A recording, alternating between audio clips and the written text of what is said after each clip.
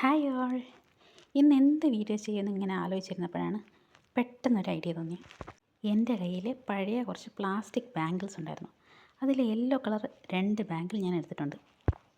തീരെ തിന്നായ ബാംഗിൾസ് ആയതുകൊണ്ട് ഞാനതിനെ രണ്ടും കൂടെ സ്റ്റിക്ക് ചെയ്യാമെന്ന് വിചാരിച്ചു. നമ്മുടെ സ്ഥിരം B7000 ഗ്ലൂ എടുത്തിട്ട് രണ്ടും കൂടെ ഒത്താക്കി സ്റ്റിക്ക് ചെയ്ത് കുറച്ച് വീതിയുള്ള ബാംഗിളാക്കി മാറ്റാം.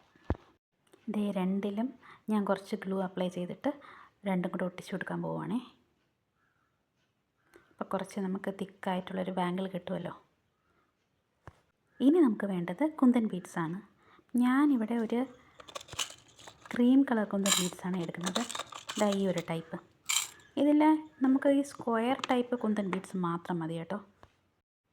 സ്ക്വയർ ഷേപ്പിലുള്ള കുന്തൻ ബീഡ്സ് മാത്രം ഞാൻ സെപ്പറേറ്റ് ചെയ്തെടുക്കുവാണേ. അത് മാത്രം നമുക്ക് ഇതിലിങ്ങനെ സ്റ്റിക്ക് ചെയ്ത് കൊടുക്കാം.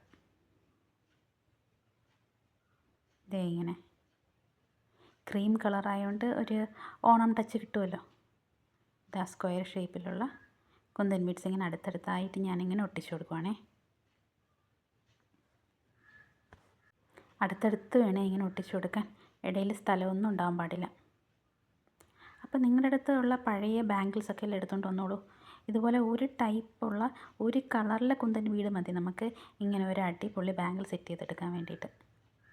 കണ്ടോ, നല്ല ഭംഗിയല്ലേ.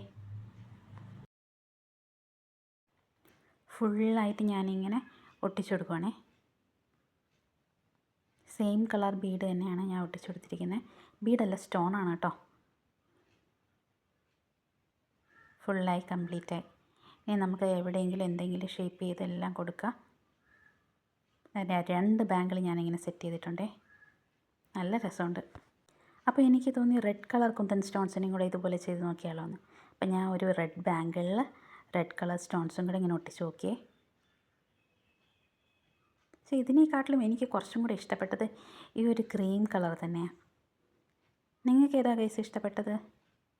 റെഡ് കളറാണോ ഈ ക്രീം കളറാണോ ഇഷ്ടപ്പെട്ടത്? കയ്യിലിട്ട് നോക്കിയപ്പോഴും എനിക്കിതാ കുറച്ചും കൂടെ ഇഷ്ടമായത്. ഇതുപോലത്തെ ജ്വല്ലറി മേക്കിംഗ് ഐഡിയാസിന് വേണ്ടിയിട്ട് ചാനലൊന്ന് സബ്സ്ക്രൈബ് ചെയ്തേക്കണേ. ഇൻസ്റ്റയിലാണെങ്കിൽ ഒന്ന് ഫോളോ ചെയ്തേക്കണേ. അപ്പോൾ എല്ലാവർക്കും താങ്ക് യു.